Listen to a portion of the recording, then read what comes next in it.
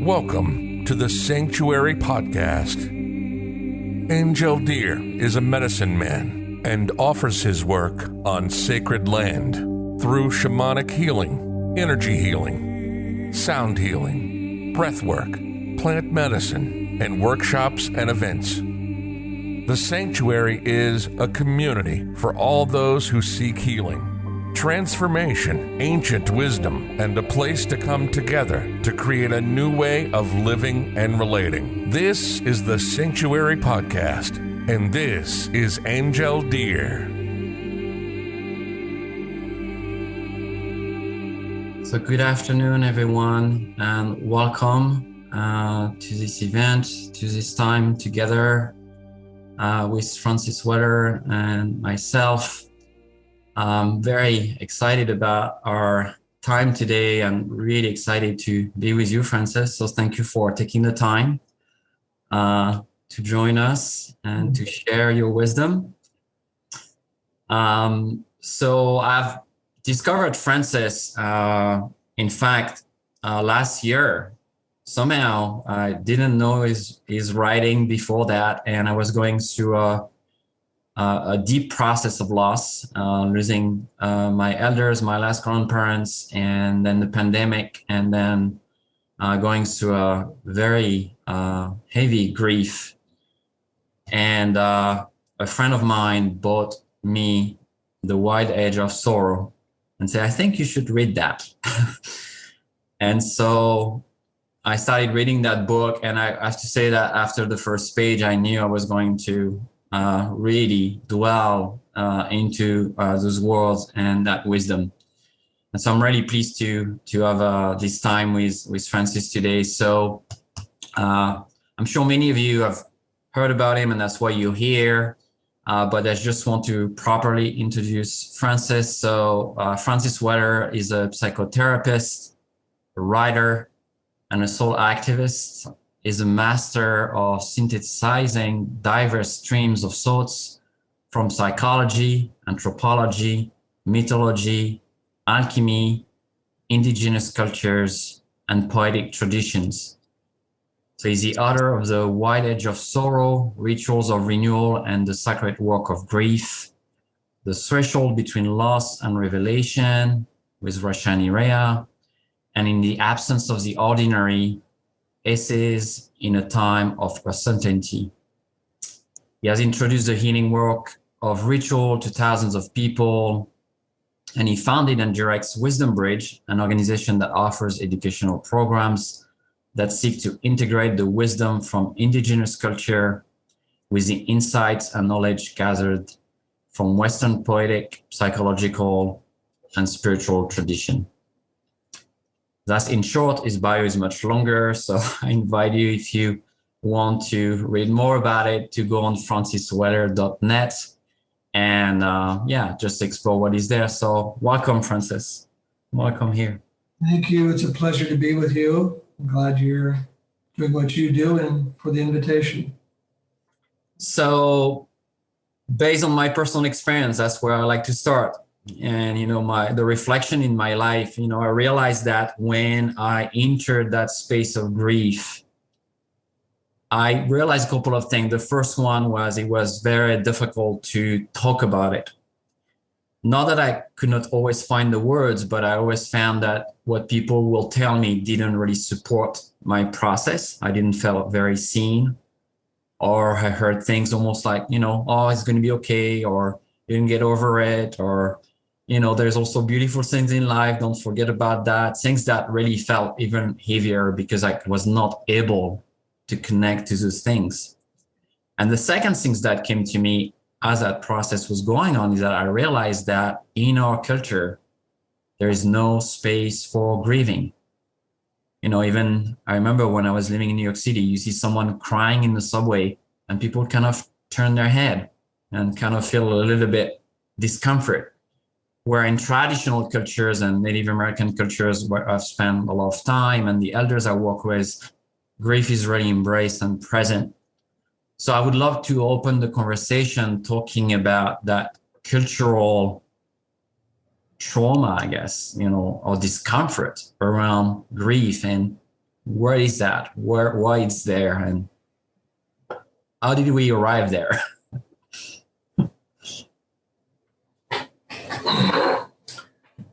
There is a long history of our denigration of grief and our avoidance of the territory, in part because of our adoption or our idealization of individualism. And that's a very heroic concept. I'm in it alone. I have to somehow survive alone. I have to overcome my obstacles alone. Individualism, in a sense, is a prison cell. It deprives us of the privilege of being able to ask for what we need, particularly in times of vulnerability. And grief is an exceedingly vulnerable time. When we're pulled to our knees, when we can't take the next step, when something has completely undone us, but we're still expected to somehow master it, to rise above it, to not be affected by it. And so many of the things that there's such a, I would call a lack of courtesy around the territory of grief. Mm-hmm. We don't know how to be with it because we fear it. And we fear it because we've been deprived what we need around it. In a sense, if I'm condemned to face my losses privately, there's no way I can do it. Those losses are too big for my own individual heart, my own individual soul experience to be able to digest those things. We have to remember that grief has always been a communal process. Throughout our long history as a species, grief has always been communal. And then very suddenly, very recently in our story, particularly in white Western culture, we have been forced to do this alone. I often joke, we even have to go to a private practice to talk about my grief in a closed room all by ourselves. And hopefully the therapist won't shame me, but it's all private. We've privatized everything. And the other thing about whatever we privatize tends to begin to accumulate shame around it, as if this is somehow wrong. I'm not supposed to talk about this. I'm supposed to always show the strong face, the confident face, the capable face.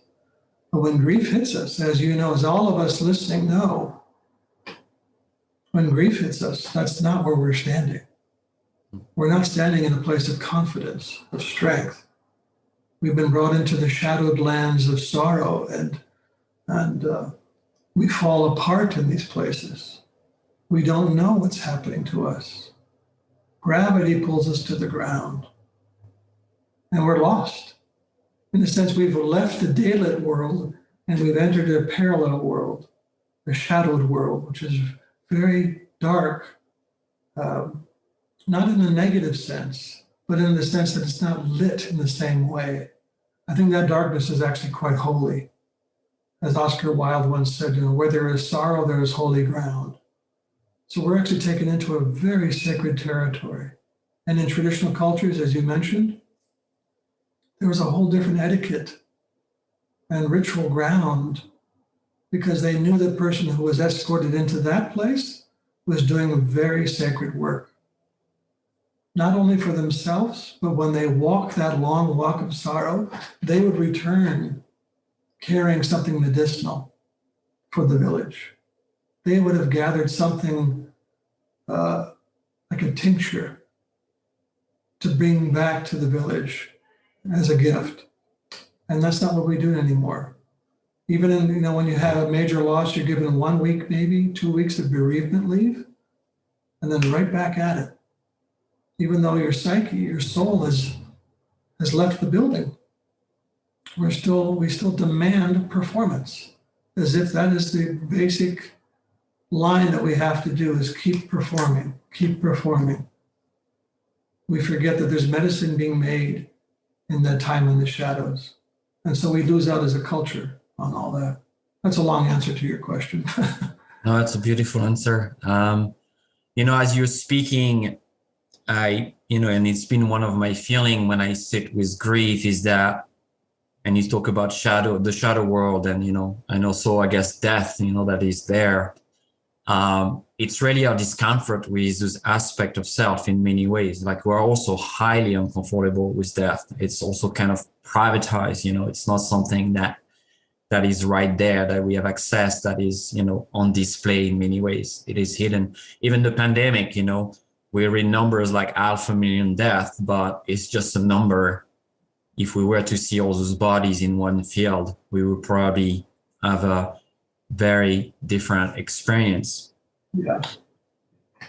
So Joanna Macy, she talks a lot about that in her, work that reconnect and our process to really awaken our souls. And the first step is the grieving process in her work. And I worked with her and I really enjoyed it. And what came to me during that work and when reading your word is that I feel that when that is repressed, one of the main things that comes is anger. Like unprocessed grief very often lead to anger. And when I witness the world, there's so much anger, political discourse and, many things that polarized us. So I want to ask you about that specific relationship between anger and grief and how one maybe protect the others, how they are maybe a way for us to see that maybe beyond a certain behavior, there is something that is not grief there was not sorrow that were expressed, and how do we go about that? There are multiple layers to that question. So let me just start by saying grief is not just tears. Grief is also outrage. It's protest. In a sense, one of the core values of grief is it's the soul's refusal to live numb and small and to disappear when we're in grief. Grief is an act, like I say, is an act of protest. However, when we're not allowed to express our grief, that protest mutates into some other regressive form. Carl Jung once said, whatever is pushed into the shadow doesn't just sit there, it regresses and becomes more primitive. So when we cannot express our outrage over what is happening to our world, to our ecosystems, to our communities of color, when we can't protest that openly, that grief and that anger mutate into rage and violence. And it comes out what we saw on January 6th, the Capitol, invasion of the Capitol. Very adolescent ways of expressing what at core is a very human thing. When we feel, when there's injustice, when there's violation to the dignity of our bodies or our communities or our culture or our planet, the soul's response is protest, it's outrage. But if it's not given any mature way of expressing it, like ritual, then it will come out sideways in very aggressive forms. And that's what we're seeing a lot right now, is very aggressive, destructive forms of protest. I wouldn't even call it protest. It's adolescent rage. Now, grief itself is one of the ways in which we mature as human beings. There is no such thing as a mature human who has not really sat with and learned to metabolize sorrow. That's a core ingredient to our maturation. And learning how to metabolize all of this, I often talk about it in terms of an apprenticeship with sorrow. You may have come across that term in my work. The apprenticeship is a long process, just like all apprenticeships are. If you apprenticeship to a medicine person, it's a long process, right? Or a carpenter or anybody. It's a long process. When we apprenticeship with sorrow, we know it's going to be decades long. And in the end of a traditional apprenticeship with a carpenter or a weaver, you would be declared a master craftsperson. When you're working with soul and you're working with the apprenticeship with sorrow, it doesn't lead to mastery, it leads to elderhood. That's the long work of metabolizing grief. Gravity. You're able to face whatever is moving through the streets, whatever moving through the culture, and you're able to metabolize that again and turn back towards those who are struggling with it, primarily our youth. And you become a place of steadiness, because you carry gravitas, which is someone who's learned how to work with that and has metabolized that, and now they carry a dignified bearing in the presence of it. God, wouldn't that be wonderful to see right now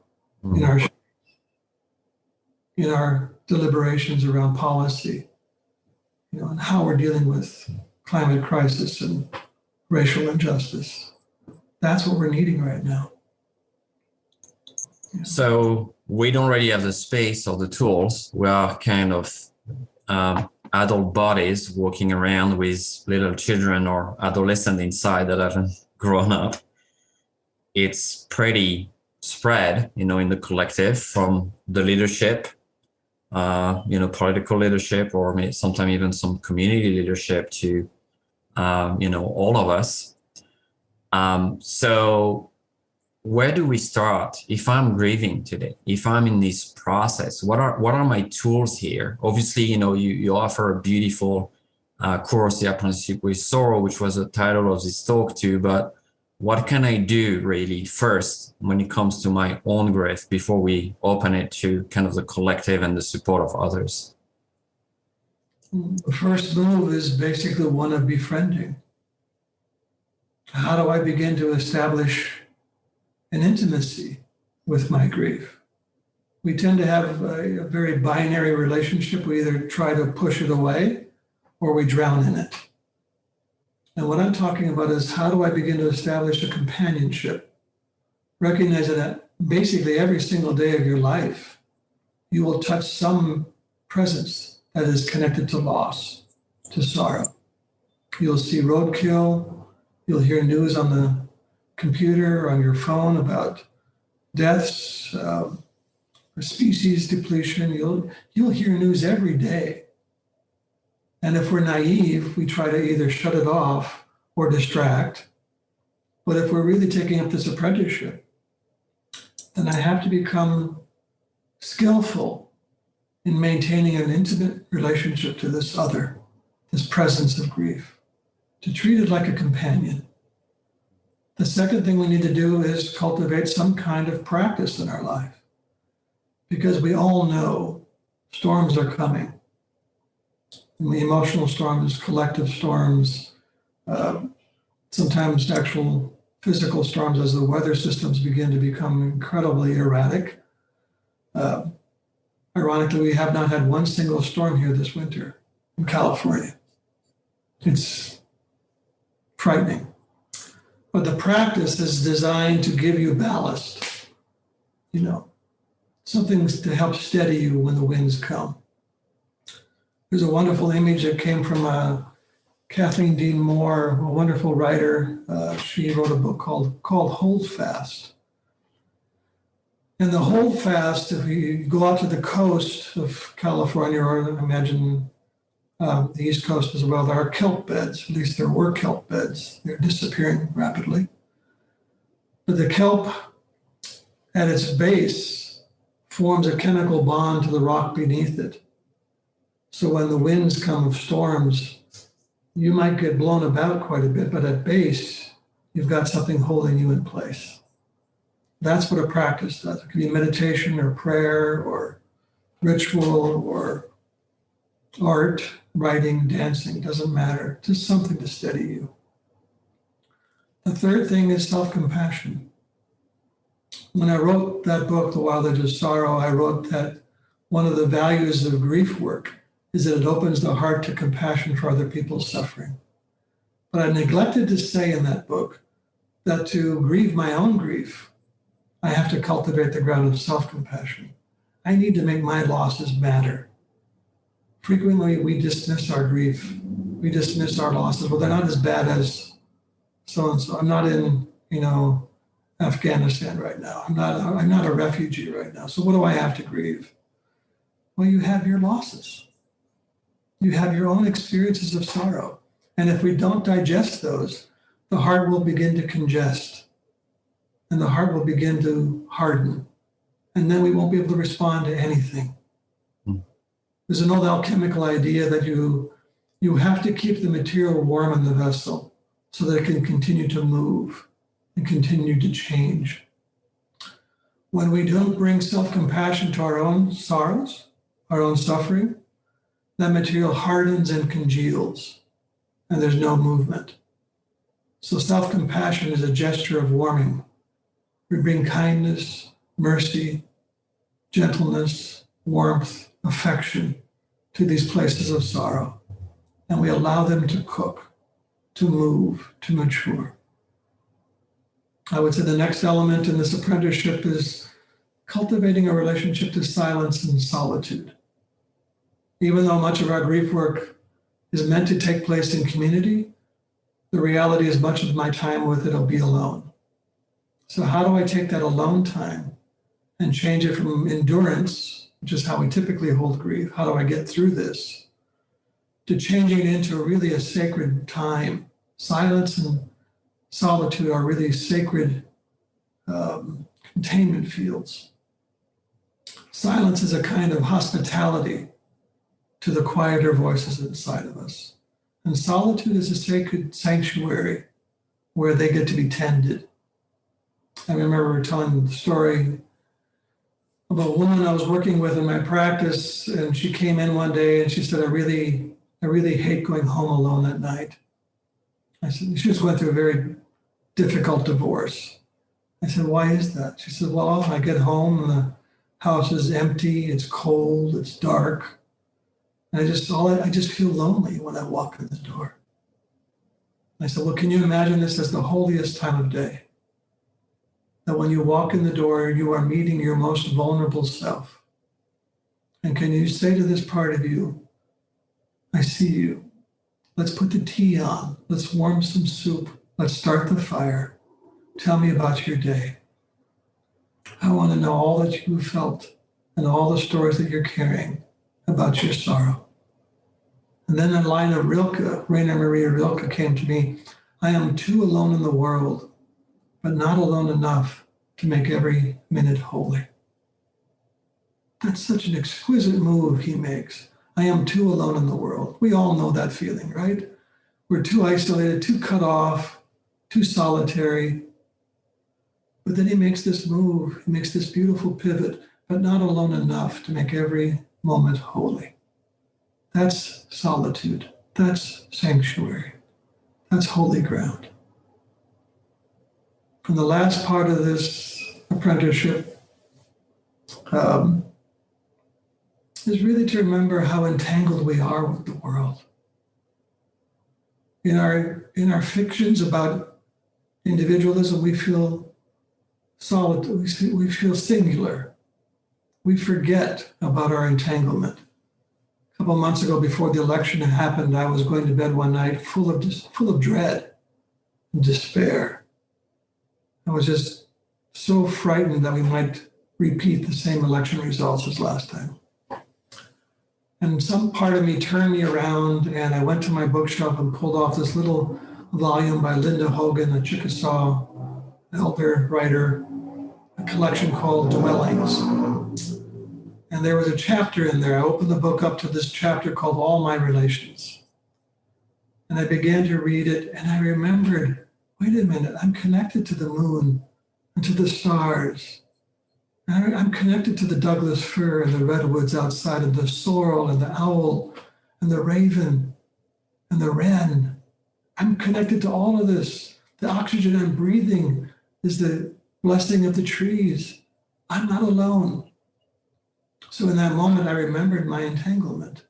And because of that, I could sit with my grief again, my fear, my dread. I became larger than the field that I was experiencing. So all of that's about how do I begin the process of sitting with my own grief. That's a lot, but that's the apprenticeship in a nutshell. We could spend weeks talking about that. But Yes, and I love this idea of kinship, of coming into good relations, with any parts, not just our grief, but whatever is there. And an elder told me, it was a couple of years ago in South Dakota on a reservation, I asked him about what was their culture about, what was the key really, that if you could resume it very, very simply, what is this red road walking that way? And he sat for a second and he said, you have to be a good relative. It's just about being a good relative. And he said, and he added, it's hard to be a good relative. Yeah. And I can see the parallel, you know, it's hard to be kind when we're in pain, to allow whatever is there to really come out. Or when we witness it in the collective, it's hard to be a good relative, you know, to stay in that hard space. Yeah. So we have a lot of trauma in this country with the genocide of Native American people, with the BIPOC movement, the race, and, you know, the George Floyds. I mean, this constant, you know, reminder of this pain that is present. And maybe as white men, I mean, that's how I identify, you know, I carry some of that somehow, somewhere down my ancestry, through epigenetics, through DNA. And, you know, it came to me that maybe one of the reasons that prevents people to really access that is that it feels almost like a Pandora box. And that was a moment in my grief process where I felt like if I opened that, it was not going to be a wave of tears. It was going to be a tsunami. It was going to be just way too much for me to handle it. And I wonder if it's something you can maybe talk about, especially on the collective level, because there's so many things to address, from environmental destruction and the other things I mentioned, that how do we create this gentle space that is safe enough that we can start opening as communities, you know, as families even, or as little groups, so we can step by step becoming a good relative to what we carry in our communities as traumas and grief processes. It'd be a beautiful question. And again, one of those questions that could take several decades to respond to. Let's go for it. Let's start with, there was something in your question that says that if I open that up, it would turn into a tsunami. And so I want to say, ironically, a word of praise to numbness.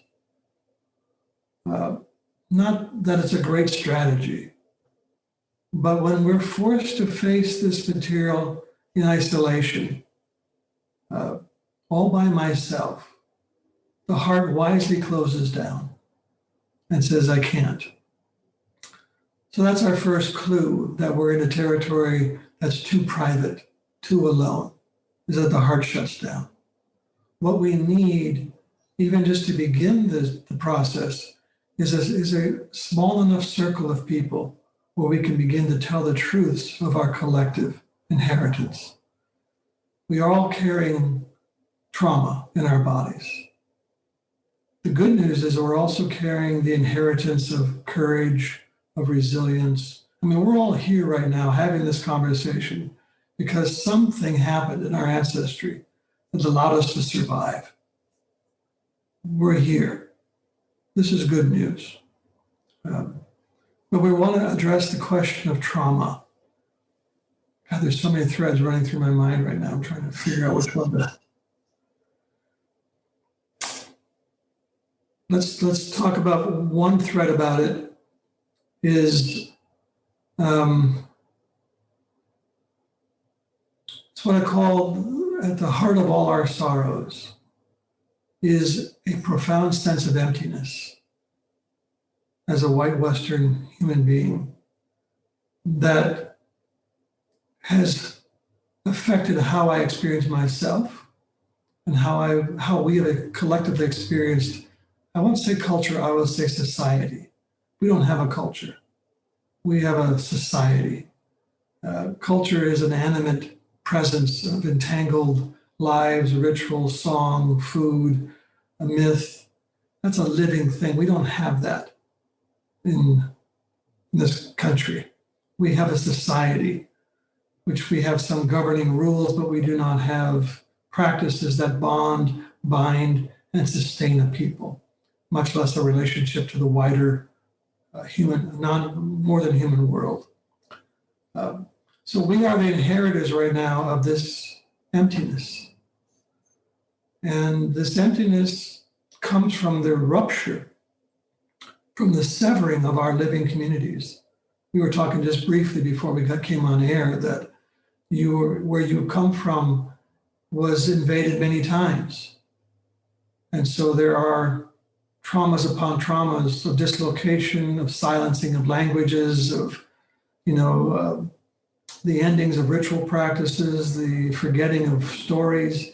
So many things have happened in our lineage that what we've inherited now is basically threadbare. And so we look to other cultures, sometimes in a rapacious way, in a consumptive way, in a colonizing way, because we do not have something that sustains us day by day in our own knowing of who we are, where we belong, and what is sacred.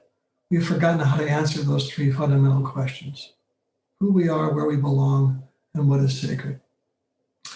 And so we end up trying to colonize other traditions, or we try to exterminate other traditions. And our work right now is to do the difficult work of facing that emptiness. I was at a racism workshop some years ago, and we were going around the circle sharing our opening thoughts. And just by the sheer design of it, I was the last person to speak. And when it was my turn, I said, well, the thing that I'm working with the most is this question about emptiness. And a Black man jumped out of his chair and pointed at me and said, that's it. Until your people deal with that, they're going to continue to kill us and steal from us every day. And that hit me like a soul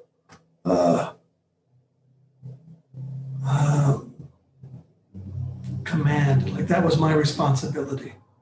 That I had to look at this issue. And it's a hard issue to look at. No one wants to look at it. We are the culture of abundance. Even our psychology is all about abundance. You can have it all. Well, no, we can't. There's no values of restraint in there, or reciprocity, or mutuality. It's all about the self. It's all about me. And why is it all about me? Because we feel so goddamn empty inside. Now, hopefully a lot of you listening to this don't feel that way. But for the majority of this culture, why are we the greatest consuming culture on this planet? Why do we make up, 5% of the population and 35% of the consumption? Why is that? Because we feel on some level never satisfied. We can never get enough.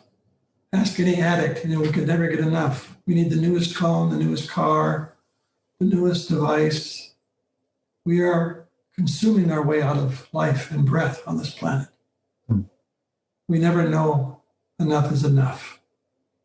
And that's what I learned from my indigenous kin, is how to live within the containment field of the environment, to not take too much, to practice the attitudes of gratitude, and to be very conspicuous about our consumption. Be very mindful of what it is we take. This emptiness is a huge, gnawing beast that unless we deal with it, unless we look at it, we will continue to rely upon what I call secondary satisfactions. Privilege, rank, power, supremacy over nature, over women, over people of color, over marginalized populations. We will continue to grab for that power to somehow mollify this feeling of hollowness inside of us. I had no idea we were going to go here today, but it feels absolutely right that we're talking about it. So any thoughts about that from anybody, from you, Angel? You're listening to the Sanctuary Podcast with Angel Deer. While you're listening, browse the website at www.thesanctuaryheal.com. Well, I feel like if I just, I was listening to you, I was just feeling into my body. And if I feel into that, it can feel terrifying a little bit to really feel the scope of that and what it meant, what it means, how it acts out, and what's potentially there. And I was like, yeah, you see those protests and all of that, and how terrified maybe we are even more to go into feeling what's at the root of that. Yeah. Especially if there is not a support, if there is not a space for it that is safe enough. I mean, our world is definitely, this culture is definitely, or this society is definitely not safe. It's quite violent. You know, the economical system is violent and the health system is violent. I mean, it's pretty violent. So it's hard to find a place where, wow, if I were to feel that, can I just, like I wanted to, like I experienced at some point in my grief, completely collapse in it, completely surrender to it, knowing that something is going to hold me somehow, because my practice told me that. Go there, you'll be catched somewhere, you know, and we don't know when, but there will be that there. So, unless do you want to add something on that, Francis, or? You know, just that we do need spots, spaces, places in nature, and also with a few other human beings. I talk about to set grief down, two things are required: containment and release. But if I'm just privately, I can't do both jobs at the same time. I can't both be a container and a releaser of grief. So in some way, I become a permanent containment field for grief. And I never really get to the place of setting it down. And then I become saturated in grief. And people come into my office and say, I feel depressed. And I believe them. But when I listen to them, it's not so much depression as it is oppression. There are decades, generations, centuries of oppression, of unmetabolized grief settling on top of their beings. And until we address that grief, they will not get current. They will not really be living their lives. They're going to be continuing to chew the bones of their history, their ancestry, and their, deep time ancestry. I want to get current. I want to actually have a taste of this life. I want to feel the electricity of this life and be in the flow of this life. So that means doing this grief work, because that's part of what happens as we begin to feel more alive. And isn't that what we need right now? We need people feeling alive. And we need people willing to face and taste the sorrows of the world. Because if we don't, who will? I need to be able to feel the terrible rips and tears of a clear cut in the northern part of California. I have to be willing to feel that. I have to be willing to feel the suffering of my kindred brothers and sisters of people of color or marginalized cultures. I have to be willing to feel that, because if I don't, I will again just be one who goes numb and stays small and stays silent. This is a critical time. We're entering into what I call the long dark. This is not going to end in a matter of years. The pandemic might be over, but we're just beginning to hit the first waves of climate catastrophe and economic instability. We're entering into a long dark. I'm not saying that to intimidate or to depress anybody, but to prepare us. This is our apprenticeship right now. This is our initiatory time. We have to become robust enough as adults to not collapse under the weight of what's being laid at our feet. We need to be able to respond openly and skillfully to what is coming towards us, so that in the generations to come, those 7 generations, however long it's going to take, that they might arrive in a place where their village has been remembered, and that there are still salmon in the creeks, and there's still enough life on the planet to remember how beautiful it could be, or that it is. That's what's being asked of us now. Yeah, I deeply resonate with what you're saying. That's in fact most of the feeling I had during the initial time of the pandemic. This was just a preparation. This was just an initiation into really having us looking how we're living here and preparing resilience, really looking at resilience and with our bodies and our lives and our communities. And yeah. So in that, when you're speaking of that, I feel because we are really living in this Anthropocene that's so human-centered. And with technology and the advancement of science, we feel that first that we have control. And when we don't have, we can't find the solution. We're going to find the way to fix that. And so we are very in that place of on top of the pyramid as little gods walking around.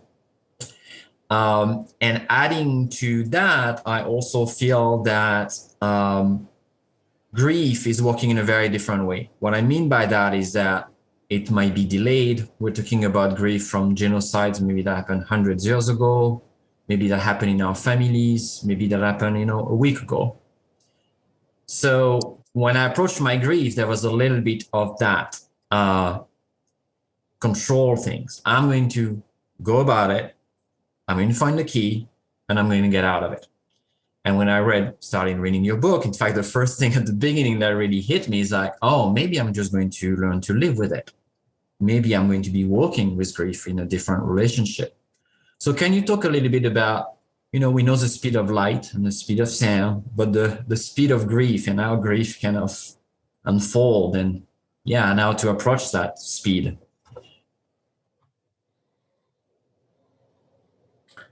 When I was very young, 22 years old, no, 27, I think I was, when I got licensed as a therapist. I was, how did they give a license to a 27-year-old? I don't know, but they did. It wasn't my fault. But I was smart enough to know I didn't know anything about sitting with people. And so I apprenticed myself to what I call the Jung Institute in San Francisco and asked them for names of analysts in the area. And I called around and I talked to this one man. His name was Clark. And I said, that's the man I want to sit with. So I went over to his office the first time and he opened the door and my God, he was ancient. Oh my God, he was like 60. He was so old, could barely believe he could walk. He said, oh my God, And we sat down face to face, and he reached over and he patted this rock he had by his chair, and he said, this is my clock. I operate at geologic speed. And if you're going to work with the soul, you need to learn this rhythm, because this is how the soul moves. And he pointed to his clock and he said, it hates this. Now, I don't remember anything from graduate school. I really don't. But I'll never forget that teaching.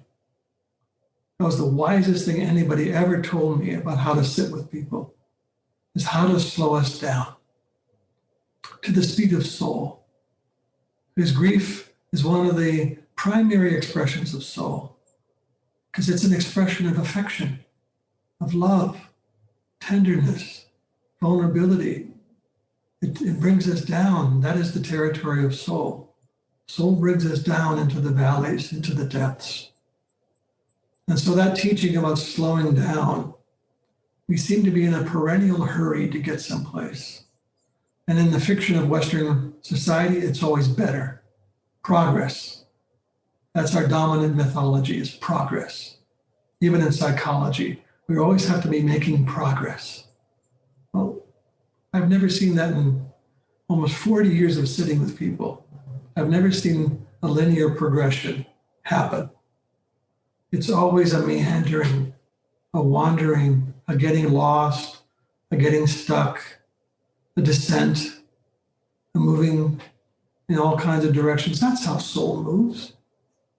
And my job is to track soul, not to lead a parade, to get from here to there, but to track soul. So when grief arrives, one of the first and most compassionate things we can do is attune ourselves to its rhythm. When you're feeling grief, we slow down. We drop out of the mania of the collective. It's no longer about speed and accomplishment and productivity. It's about presence.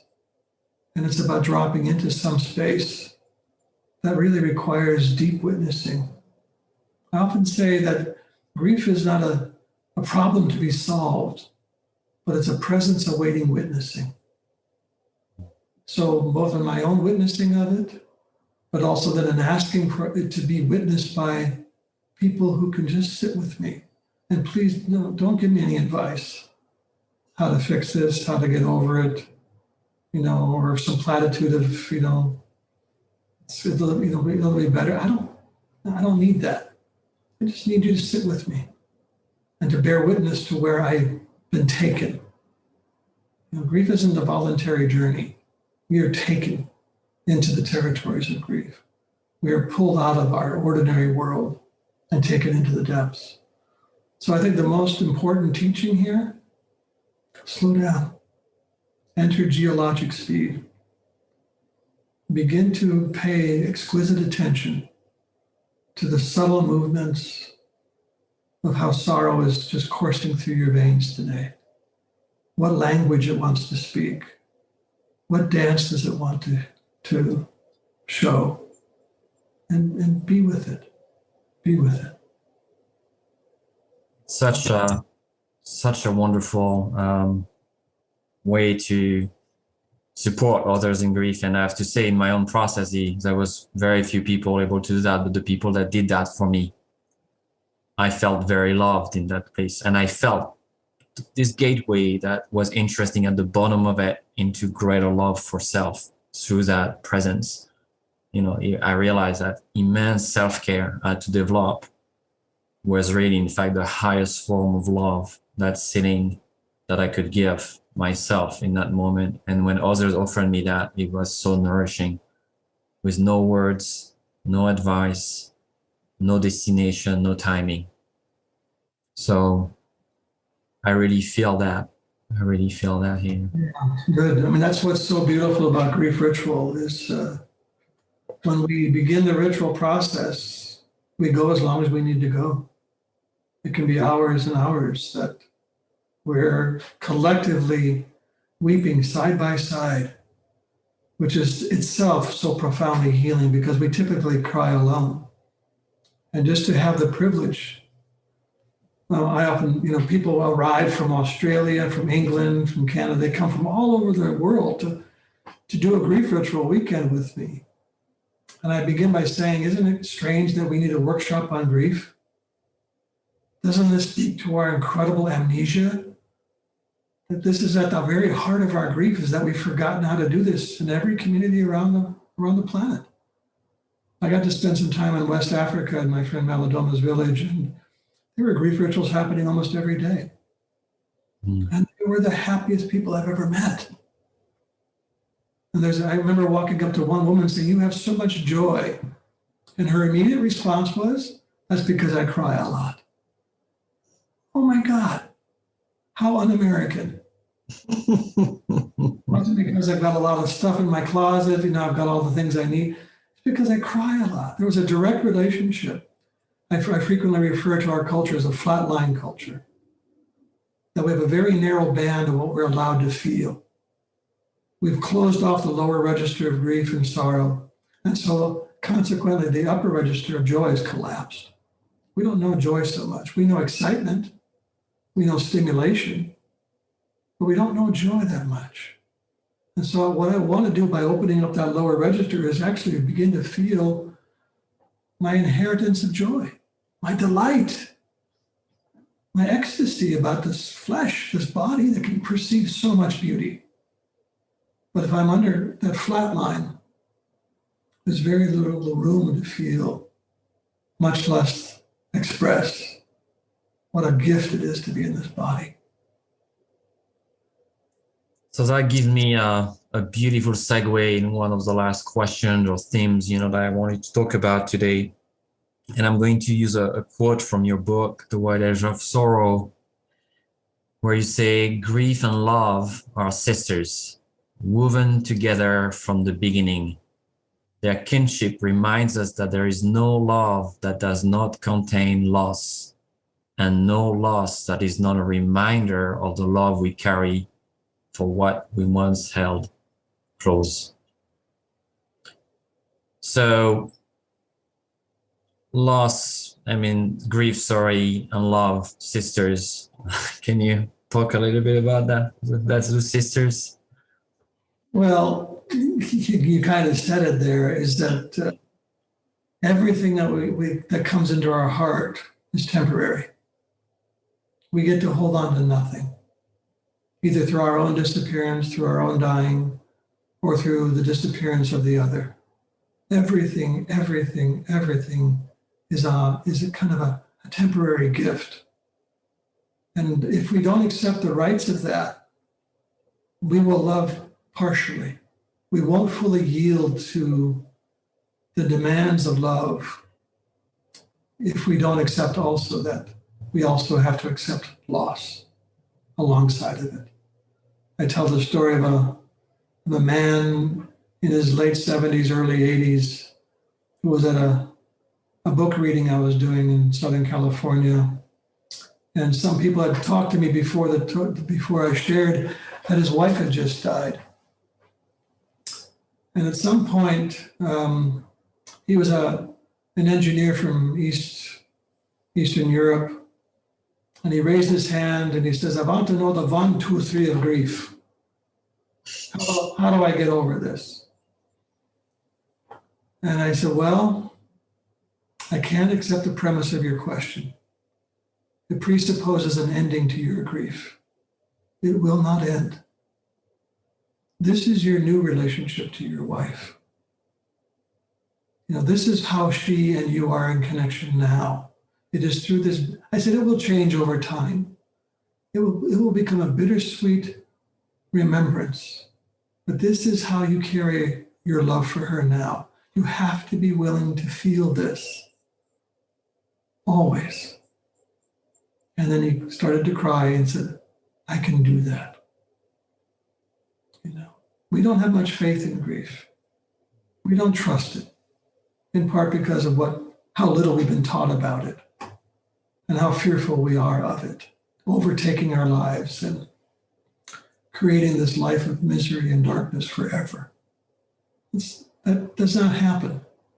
If we work with grief, if we undertake the apprenticeship, grief ripens us, deepens us, opens us up to a fuller encounter with life. But loss and love, we cannot disentangle them. Everything I talk about the 5 gates of grief, and the first gate of grief is everything you love, you will lose. And that's a fierce teaching. It's a fierce truth. The Buddhists call it impermanence.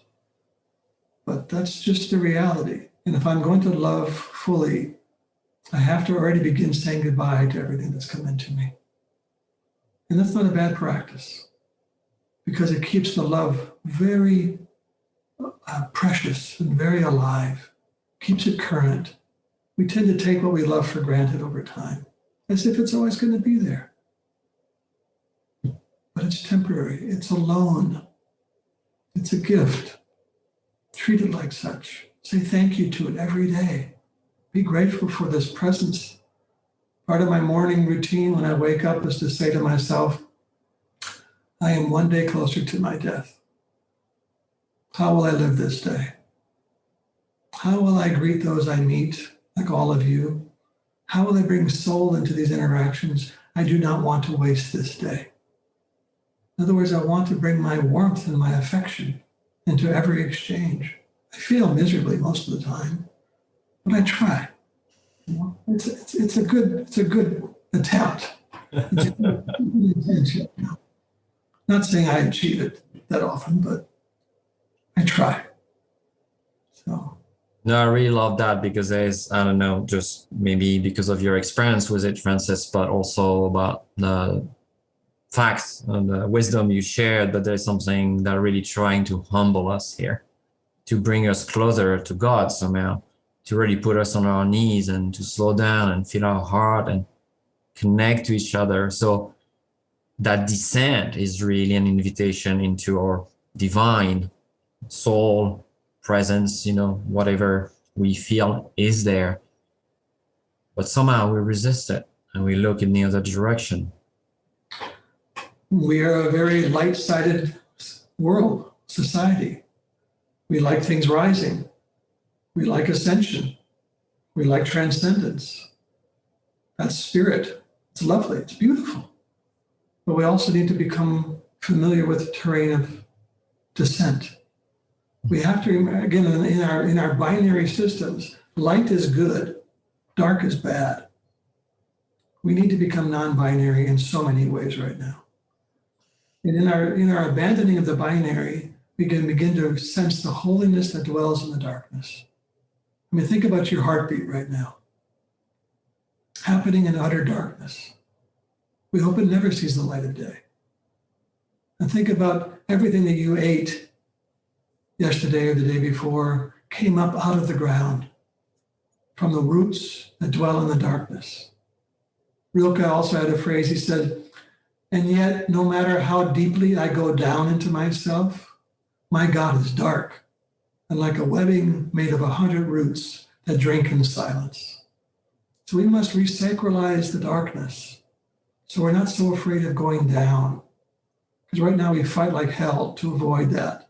We don't want to go down. We always want to be going up, where the light is good, where we can see everything, where we can control things.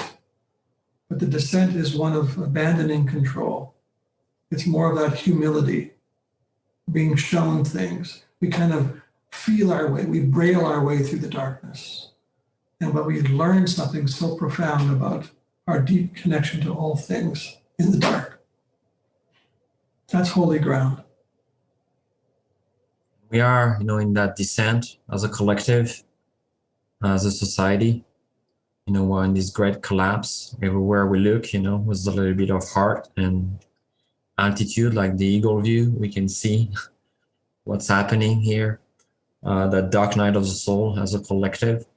So I want to close here with one question to you as we witness where we are today with this pandemic, with what's happening with the environment and the political system in general, not just in the US, it's quite happening pretty much everywhere at the moment.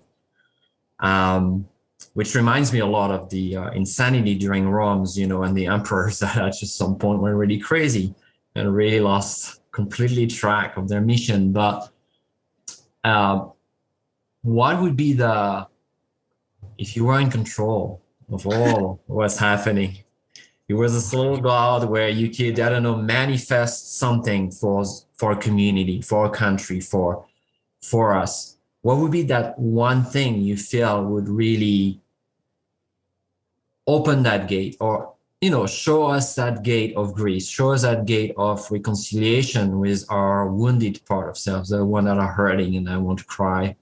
What would be that great things? Maybe there's two, I can give you a few Aladdin lamp wishes, but if you had one, what would be the thing that to move forward here, because we can feel it can be very overwhelming and say, well, where do I start? Okay, my grave, but it feels like really big what's happening. I'm not expecting a solution, by the way. You can answer with a riddle or. Well, I would say that I would try to instill courage and faith in people. Courage that this is a time that we have to, from the French, right? Courage, full heart. That we bring our full-heartedness to this time. And that we have faith that there's something that we can draw from this time that we can, again, make medicine out of. I would let go of hope to a degree, because hope is oftentimes about not wanting to be where we are. This is where we are. And so I would ask that we cultivate the ground of courage and faith, and that we would become bold enough to imagine rituals of reconciliation, rituals of healing, rituals of grief, because I do feel it's the broken heart that might save our ass right now. It's the broken heart that remembers its entanglement with the world, with the oceans and with the soil and with the sky and the moon and with our suffering brothers and sisters and others. It's the broken heart that remembers these things. It's not the insulated, self-protected heart, but to have the courage to have your heart break open. And that's what I do have faith in right now, is because what I am seeing is that the denial is beginning to crack, the grief is beginning to pour, and this might be what, if there is a chance for reclamation and redemption, this is where it will begin, in the hall of the broken heart.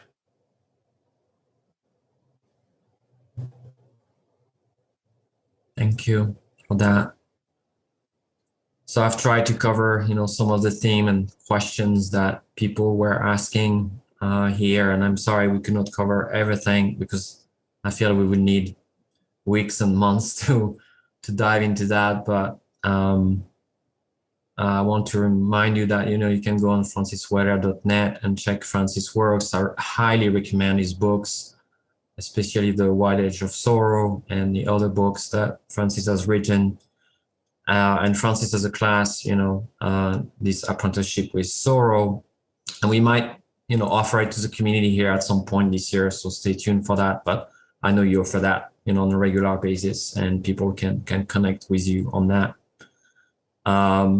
So thank you so much, Francis. I want to give you the last words. So thank you for coming and meeting our community and being here today.